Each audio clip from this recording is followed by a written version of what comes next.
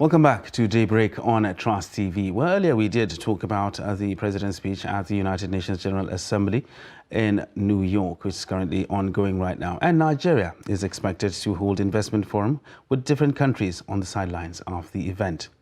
Now, Daily Trust Deputy Business Editor Sunday Michael is covering the event in New York, and he joins us now via Zoom. Sunday, good morning. Ibrahim, it's a pleasure to be talking to you this morning or this night, if you like. And good morning, Zainab. Yeah, well, Daybreak has gone international. Yeah, absolutely. Absolutely. All right. So we understand Nigeria is going to be holding some investment forums with other countries. So what's the story behind that? Yes, Nigeria will be hosting what is referred to as the Nigeria International Economic Partnership Forum. It's the second time that we are having this kind of engagement with the international community. Essentially to be able to galvanize investment into Nigeria, share the Nigeria investment case, and make different international forums reasons why Nigeria is still the choice destination for investment in Africa, regardless of the challenges that we may be going through at this material point in time.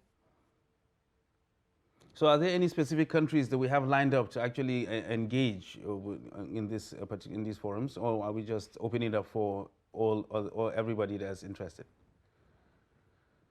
Okay, I understand that it's a very carefully selected event and targeted at very specific groups and specific people who sit atop very important institutions where some investment decisions can be made. This morning or later in the day, if you like, judging by the time from this point, and we will be having very notable Nigerians make presentations. Akinwumi Adesina, who is currently the president of the African Development Bank. We'll be taking remarks from Rita Julius, the president of the Export-Import Bank of the United States, a body that is similar to the Nigerian, to the Nexim Bank in Nigeria. We would have Florelize, who is the president of the Corporate Council on Africa. We also have people like Bright Smith, president of Microsoft Corporation, and of course, they will be speaking to the various aspects of issues, that will be engaging the sessions. Of course, the keynote address will be taken by the president, and there will be plenary sessions that will be looking at Nigerian investment issues of climate change, the Nigerian market, the impact of crude oil theft, and so many other things. And we have very senior government functionaries who will be headlining different conversations. We have the Minister of Finance, we have the humanitarian minister who was also with the president during his presentation at the UN General Assembly. We have the governor of the central bank. We have the group managing director of the NNPCL, Mele Kyari. We have Ben Akaboze, the special advisor on budget, and Olede Pitan, who is also the managing director of the Bank of Industry. Yesterday at the Nigerian House, I cited the Minister of Sport. I also cited the Minister of for Petroleum, Timipre Silva, and quite a number of other ministers who have the case as it affects their key ministries, and there will be conversation on infrastructure. There will be conversation around the impact of the Russian-Ukrainian war. There will be conversation around scaling up investment in the oil and gas sector, whether it is in terms of plants or machineries or cylinders or reinjection facilities, and all of that. And we also have other Nigerians of note, like Jim Ovia, who's the chairman of Zenith Bank, Miriam Olusanya, Iman Innocent Ike, both CEOs of GT Bank and Polaris Bank, who will also be making investment arguments before the international community. And like you rightly mentioned, there will be a high-level meeting with the UN president and other invited presidents. Right now, the list is not open, but we understand that some other presidents of very important investment nations will be meeting, will be having some high-level private conversation with the Nigerian president as an entire package of this International Economic Partnership Forum.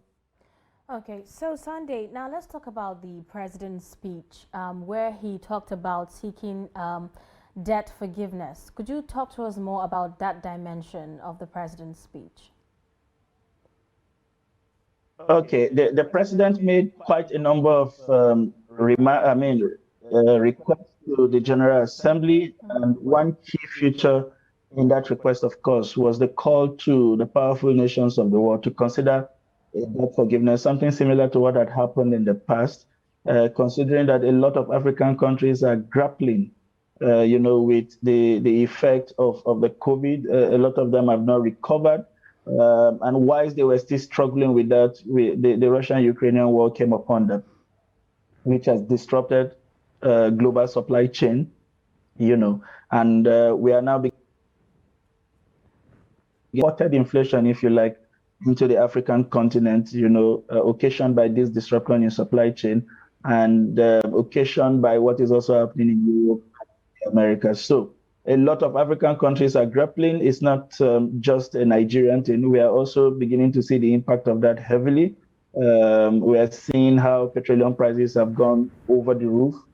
And today, Nigeria is thinking about spending about somewhere over 7 trillion on just subsidies alone. The situation is just a Nigerian thing. Inflation is spiraling across the major African countries, especially those ones that are not exactly financially well-to-do. And so it has worsened their debt burden. They are unable to meet their debt obligation because they have very few funds, and they are torn between where to apply these finances. They have a health challenge, they have a health crisis, they have a food crisis, they have security crisis, and then they have a debt crisis.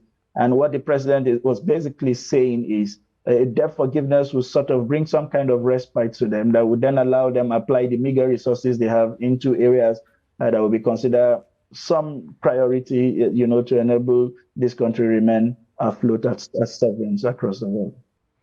All right, well, still talking about the president's speech, apart from asking for the debt relief, he also mentioned something about trying to see if we can restructure the Security Council of the United Nations. It has been something that has been talked about for a very long time. Is that something that we can look forward to seeing during this General Assembly? Yeah, well, it may not necessarily happen with the General Assembly. So essentially, the General Assembly, it's a place where you harvest views of world leaders. These things go into very critical considerations, all kind of panel processes and committees, and where decisions are reached, they may probably have to wait for another General Assembly for some kind of ratifications. However, the point is, it was well received, and it wasn't just President Buhari that was speaking to these issues of the American president also called for this. The Security Council, slightly made up of 5 powerful member nations who have the capacity to veto any decision, and we have seen the United States of America as well as Russia use that veto a lot in recent years.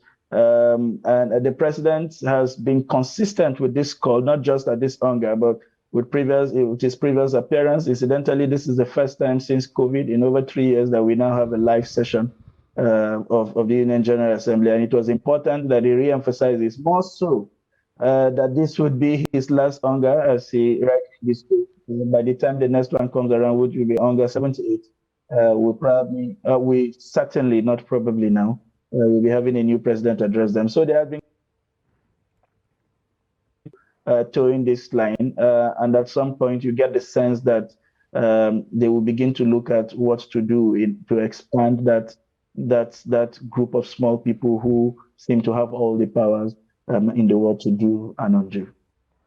Okay, so still talking about the UN General Assembly, the president in his speech also spoke about, having a free, fair, and credible elections. Could you just give us a bit more details about that speech? Yeah, if you have followed the president's recent outings, not just at the General Assembly, he had continued to emphasize that he is going to deliver a free, fair, and credible elections. It is important that he is re-emphasizing this position to a global audience of well over 160 nations or heads of states, if you like, seated on the floor of the General Assembly. He had continued to say that this election will be free, it will be credible, and it will be. He gave that reassurance again yesterday to the world leaders that he is committed to a peaceful transition, similar to what brought him into office, and that essentially that sort of reassured the world of Nigeria's commitment to the tenets of democracy and the will of the people, especially with a tenured democracy like ours. And that way, especially because we would also be making cases for investment, and now people understand that this will be a natural process. And when the time comes, when this government has served its time, it would naturally hand over to its successor without any glitches or hitches. All right, without any hitches, that's what we hope to see. Sunday Michael, thank you very much for those insights into the United Nations General Assembly, and we'll touch base again to get for further details about what's going on over there in New York. And we look forward to having you back as soon as possible. Absolutely. Thank you very much, Ibrahim and Z. I hope to be. Thank you for holding forth, by the way. All right, so we appreciate that. Have a nice day. So that's Sunday Michael there, live from New York, giving us an update on the United Nations General Assembly. So we're going on a short break right now. It's still daybreak on Trust TV. And when we return, the show continues.